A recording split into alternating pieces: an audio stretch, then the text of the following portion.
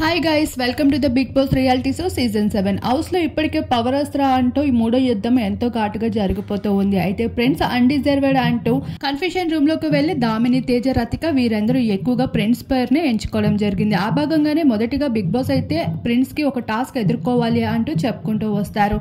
అయితే గతంలో చూసుకున్నట్లు ఆ టాస్క్ లో పాల్గొన్న గత కంటెస్టెంట్స్ కూడా ఎంతో ఇబ్బందుల్ని ఎదుర్కొన్నారు. అయితే ఇక్కడ ఒక బొమ్మ దగ్గర తన ఫేస్ ని పెట్టాల్సి ఉంటుంది. అప్పుడు కంటెస్టెంట్స్ అందరూ నీళ్లు పోసి ఎంతగానో టార్చర్ చేస్తూ ఉంటారు తమదైన స్టైల్లో.